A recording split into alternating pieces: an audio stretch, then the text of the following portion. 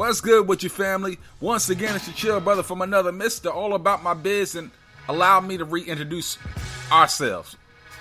It's no longer the Playbook Podcast, y'all. It's the Champions Lounge with your chill brother from another Mr. All About My Biz. I'm still handling my biz so I can take care of my future kids, man. And listen, man, we got the inaugural debut of the Champions Lounge. Yo, continue to check us out on Spotify, Anchor, Spreaker, Google Podcasts, and iHeartRadio. The YouTube channel is now going to be the Champions Lounge, man. I'm so excited. I'm amped. I'm pumped. Man, I can't sustain my excitement for the debut of the Champions Lounge, man. Listen, as always, we give you exclusive news from around the NBA and around the NFL, man. We got Still Stop Playing, and listen, we're going to give you the mental jewels to keep you focused, ferocious, and fearless to maintain that championship mindset. Where, listen, man, with the Champions Lounge, we're bringing the barbershop talk with that Champions Walk, man. We got that Ric Flair flow on full effect, that Rolex wearing,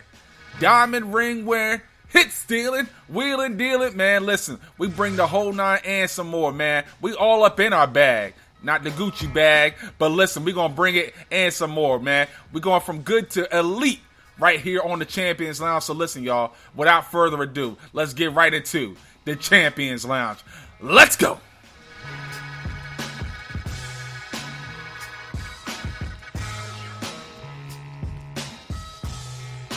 What's really good, family? It's your chill brother from another Mr. All About My Biz. I'm still handling my biz, y'all, so I can take care of my future kids.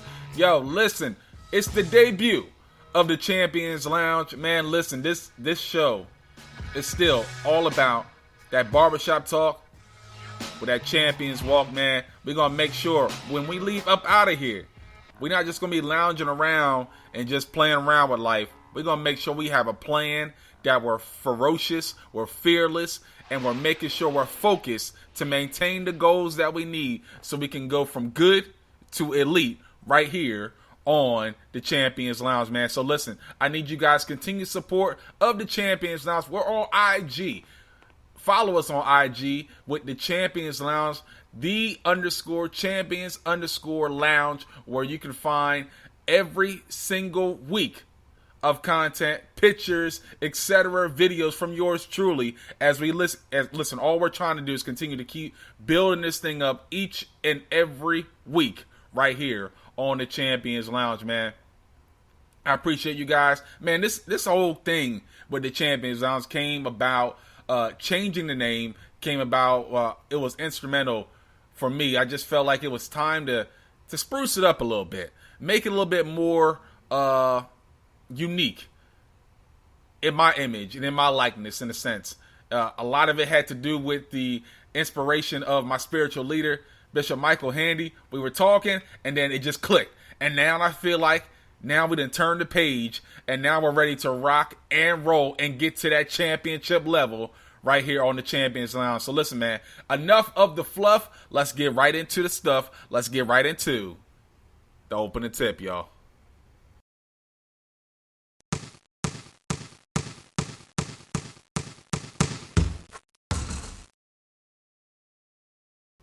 So y'all know how we get busy. Y'all know how we get down with the opening tip, right? We're going to attack the rack. We're going to go get a bucket. We're going to go right to the NBA.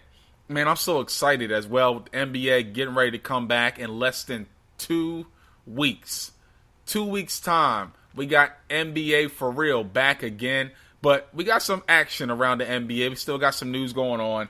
And the top storyline that I want to begin with today is the NBA and the NBA Players Association has agreed to reduce the pay of unvaccinated players by a little bit more than 1% per home game that's missed. So, to bring everything into context, unvaccinated players will be deducted their pay for every game they miss. Unvaccinated players will forfeit up to 43% of their salary instead of half their salary now. And for example, Kyrie Irving is still not vaccinated right now.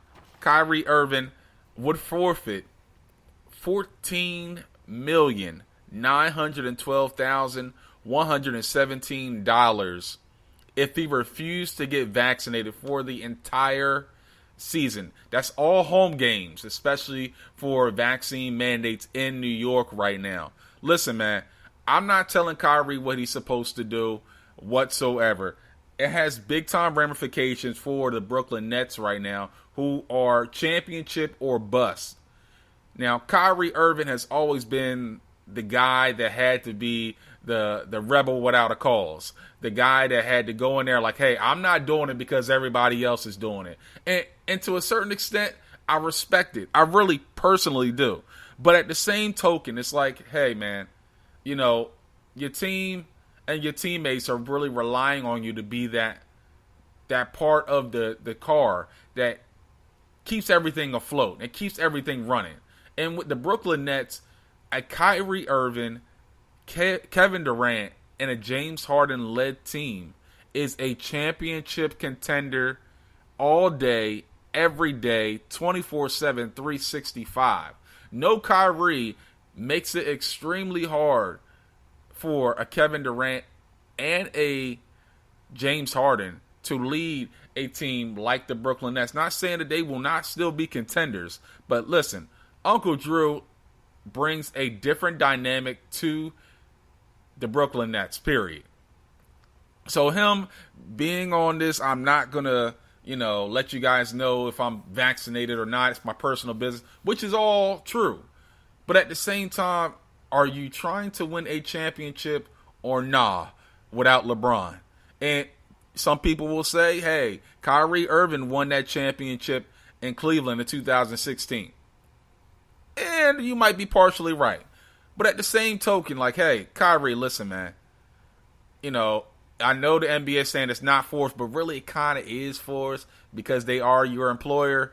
So pretty much it's going to come to an extent, hey, do I want to lose almost $15 million of my salary this year? Or am I going to suck it up and I'm just going to go with what I need to do to make sure I continue to support my family? We'll see what happens. Andrew Wiggins was a proponent against the vaccine as well. He is now vaccinated. And I just want to know, who paid him off? Who paid off Andrew Wiggins to get the vaccine? I want to know. Was it Bob Myers? Was it Steve Kerr? Was it Draymond? Was it Steph Curry? Who paid off Andrew Wiggins to go ahead and get the COVID-19 vaccine? I just want to know. I just need to know. Listen, I know a lot of money was on the line for a guy like Andrew Wiggins, who has really kind of rebounded his NBA career. But at the same time, I just want to know who paid him off to make sure he was vaccinated this season. That's just me. That's just my thought. I just want to know. Other than that, listen, man, NBA players, it's your prerogative. Bradley Beal is strongly against the vaccine. Now, in Washington, there's a different set of mandates that go into the COVID-19 vaccine compared to a New York and a San Francisco, like for the Golden State Warriors. However, listen, you got to do what's best for you, and you got to do what's best for your family, and hopefully we can all try to get through this season of COVID-19 and the virus together, however way it needs to be. But having divisive things in regards to, salary being reduced and then unvaccinated players and vaccinated players being separated, it almost seems like a sort of segregation in a way, where everyone is not complying. But listen, man, one way or another, let's try to figure out how we can get through this COVID-19 together, and let's see if we can really have NBA basketball with everyone together, all the teams together, and there being no excuses why everyone's not a part of trying to make a run for championship in year number 75 for the NBA. Speaking of a team that's looking to win a championship for the first time in a long time, we still got to go back out to Philly, where the Sixers and Ben Simmons drama continues, where now the Philadelphia 76ers have withheld $8.25 million of Ben Simmons' contract, which is 25% of his contract right now. All fines will be deducted from his escrow account that Philly has put together. If Ben comes back, whatever amount that is remaining he will be paid that. So Philly's trying to play the middle ground in reference to this whole Ben Simmons saga where, hey, if you're not going to show up, we still got to make sure we discipline you. But at the same time, we're not going to discipline you to the extent where you probably really deserve. Trying to play the middle ground, I understand that. Philly has the preseason game against Toronto on Monday night. So if he doesn't show up, Ben Simmons will lose $227,000 for that particular game. Man, listen, to me, Philly just needs to go ahead and figure out how they can trade Ben Simmons, in my opinion.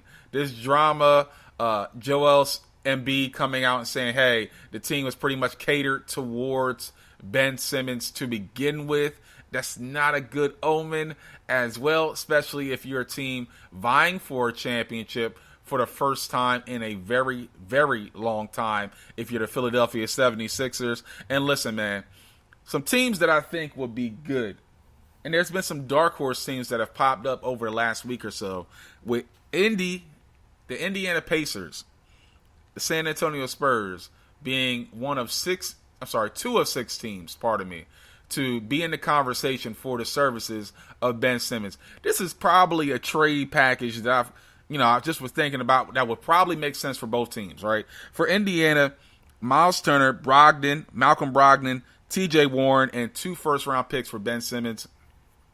For Indy, and for San Antonio, it's going to be a Derek White, Dejounte Murray, and maybe a Thaddeus Young, and 2 first-round picks for Ben Simmons. Now, for San Antonio, they're looking on the back end of possibly a rebuild right now.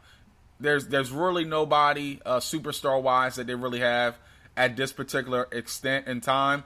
They haven't had a superstar since Kawhi left town, and San Antonio might be trying to have a little bit of a middle ground transitional season in regards to getting back to the postseason, making a push for the playoffs with bringing in a guy like Ben Simmons. Now, Indiana, the Eastern Conference is packed from top to about 6 or 7, if you will. You got Philly, you got Milwaukee, you got Brooklyn, you got Miami, you got Boston, you got New York. You got all these 6 teams vying for that spot right there in the top 6. And then you got your play-in positions where you got teams like a Charlotte, you got Washington, you got Indiana right there as well. So, Indiana might be striving to make a run at trying to get out of that play-in position and make a trade like this to gain a guy like Ben Simmons. With Rick Carlisle, with Domantas Sabonis, you add in Karis LeVert as well. Indiana has some pieces there where you could possibly see them fighting for that 6-7 spot if you make a trade like this for Ben Simmons. Now listen, you lose out on Miles Turner, but at the same time, Ben Simmons was second in the Defensive Player of the Year standings in award category last season. So you don't really lose a whole lot in the defensive category in that extent if you're the Pacers. You kind of already have wanted to break up the Miles Turner and Domantas Sabonis duo down low. So, I mean, it almost seems like it's a win-win in this particular scenario. New destination for Ben Simmons. Indiana gets out of pretty much being mediocre. And you see what happens out of that, especially with a new coach and an old school coach like Rick Carlisle. So we'll see what happens in the Ben Simmons saga in the coming weeks to come as the NBA season number 75 approaches in less than 2 weeks. Listen, y'all, we're going to take a quick timeout. When we come back, we got you with Moving the Chains. And listen, we give you the whole scope of what's going on around the NFL. We got the NFL Pick 6 Week 5. We got possibly some MVP candidates. And we got to talk about Tom Terrific going back to Foxboro. We got all of that and more on the other side, along with the trivia question of the day. Y'all better not touch that dial. It's the debut